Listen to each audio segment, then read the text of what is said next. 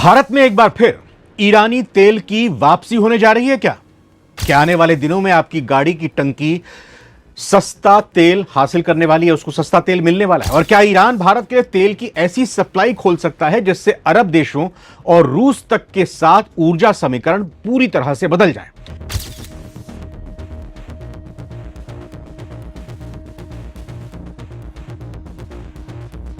इन सवालों की चर्चा इसलिए हो रही है क्योंकि ईरान के तेल मंत्री, एनर्जी मिनिस्टर भारत पहुंचे हैं और आते ही उन्होंने बड़ा बयान दिया है।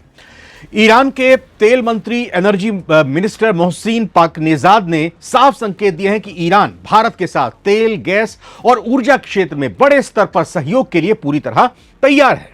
इतना ही नहीं, दोनों देशों के बीच निवेश और व्यापार बढ़ाने की संभावनाओं पर भी चर्चा हो रही है। ईरान इस समय ब्रिक्स देशों के ऊर्जा मंत्रियों की बैठक के बहाने भारत आया है, लेकिन असली खेल पर्दे के पीछे की द्विपक्षीय वार्ताओं में चल रहा है। आखिर ईरान अचानक भारत पर इतना मेहरबान होता क्यों दिखाई दे रहा है? और सबसे बड़ा सवाल, क्या भारत में अब ईरान फिर से सस्ते तेल की नदियां बहा देगा? समझते हैं सारी चीज। इस संभावित नई डील की गहराई को समझने के लिए हमें इतिहास के उस दौर में जाना होगा जब ईरान पर अमेरिकी प्रतिबंध, सैंक्शंस नहीं लगे हुए थे। साल 2018-19 से पहले ईरान भारत को कच्चा तेल सप्लाई करने वाला दूसरा सबसे बड़ा देश हुआ करता था। लेकिन क्या आप जानते हैं कि भारत किस बेहतरीन और जादुई व्यवस्था के चलते ईरान से तेल खरीदता था? बताता हूं आपको। डॉलर की छुट्टी हो चुकी थी और रुपए में पेमेंट होती थी। जी हां, भारत ईरान से जो भी तेल खरीदता था उसका 45% भुगतान अमेरिकी डॉलर में नहीं बल्कि सीधे भारतीय करेंसी यानी रुपए में हुआ करती थी। इसके लिए भारत के एक बैंक में बाकायदा ईरान का एक विशेष अकाउंट, खाता भी खोला गया था। बदले में भारतीय सामान भी दिया जाता था, कच्चे तेल के बदले, यानी एक तरह से बार्टर सिस्टम इसको कह लीजिए।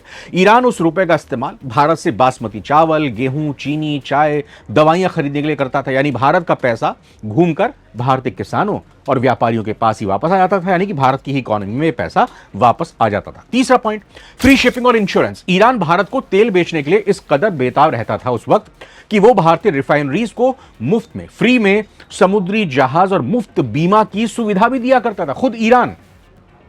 और चौथी बड़ी सुविधा भारत को मिली हुई थी लंबी उधारी की, लॉन्ग क्रेडिट पीरियड, जहां दुनिया के बाकी देश तेल देने के बाद तुरंत पैसा मांगते थे, वहीं ईरान भारत को भुगतान करने के लिए, पेमेंट के लिए 60 से 90 दिनों तक का लंबा समय क्रेडिट के तौर पर देता था। यह भारत की ऊर्जा सुरक्षा के लिए एक ऐसा मास्टर स्ट्रोक था जिससे भारत का विदेशी मुद्रा भंडार बचता था और देश में पेट्रोल, डीजल, गैस की कीमतें भी पूरी तरह से नियंत्रण में रहती थी। लेकिन ट्रंप सरकार के कड़े प्रतिबंधों के बाद भारत को यह तेल आयात मजबूरन रोकना पड़ा था। फिलहाल अभी 60 दिनों की ये एक तरह से कहें कि ईरान को छूट मिली हुई है कि आप अपना तेल जहां चाहें वहां बेच सकते हैं। अब आते हैं आज के सबसे बड़े सवाल पर। ईरान के एनर्जी मिनिस्टर दिल्ली आ गए हैं, तो क्या अब भारत में फिर से ईरान के तेल की नदियां बहने लगेंगी? इसका जवाब ईरान के मंत्री के उस बयान में छिपा है जो उन्होंने दिल्ली आकर दिया है। उन्होंने खुलासा किया है कि ईरान को फिलहाल प्रतिबंधों में 60 दिनों की एक विशेष छूट, वेवर मिली हुई है जो अमेरिकियों के साथ हुए एक समझौते पर आधारित है। इन्हीं 60 दिनों की विंडो का फायदा उठाने के लिए ईरान भारत के साथ तेल और गैस सेक्टर्स में नए निवेश और सप्लाई को रीस्टार्ट कर सकता है। लेकिन सच यह है कि ईरान चाहकर भी तुरंत भारत में तेल की नदियां नहीं बहा सकता। क्यों? क्योंकि पिछले कुछ सालों में भारत का तेल बाजार पूरी तरह बदल चुका है। आज भारत अपनी जरूरत का बड़ा हिस्सा रशिया से खरीद रहा है। इसके अलावा भारत ने यूएई, खाड़ी के और देशों, साथ ही साथ अफ्रीका और ब्राजील से भी अपने तेल आयात को डाइवर्सिफाई कर लिया है। इसीलिए ईरानी कच्चे तेल को भारतीय बाजार में दोबारा जगह बनाने के लिए रूस के तेल से भी कम कीमत, बेहतर लॉजिस्टिक्स और आसान पेमेंट शर्तों की पेशकश करनी होगी। जब हम कहते ही हैं लगातार कि हमारा देश का हित सबसे पहले, तो जो देश हमको सस्ता और तमाम ज़रूरतों के हिसाब से अपना प्रपोजल रखेगा, हम वहाँ से तेल खरीदेंगे। हालांकि तेल के अलावा इस डील का एक और बड़ा पहलू है, वो है निवेश, इन्वेस्टमेंट का। भारत ने प्रतिबंधों से पहले ईरान के फरजाद बी गैस फील्ड की खोज की थी। भारत की तरफ से हुई थी खोज ईरान में, जिसे बाद में प्रतिबंधों के चलते रोकना पड़ गया था। अब जब ईरानी तेल मंत्री खुद शीर्ष भारतीय अधिकारियों और रिफाइनरी प्रमुखों के साथ उच्च स्तरीय बैठक कर सकते हैं, तो उम्मीद है कि तेल के साथ साथ गैस और चाबहार पोर्ट के रणनीतिक विकास पर भी कोई बड़ा समझौता हो जाए।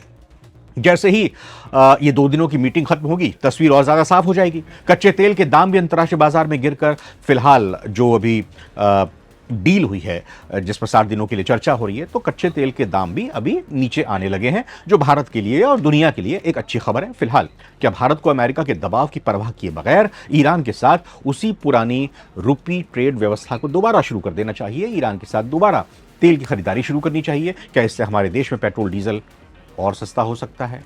क्या सरकार ये जो सस्ता तेल, अगर कच्चा तेल खरीदती है तो उसका फायदा हमें और आपको पहुंचा सकती है? आपका क्या मानना है? कमेंट करके अपनी राय जरूर रखिएगा। नमस्कार।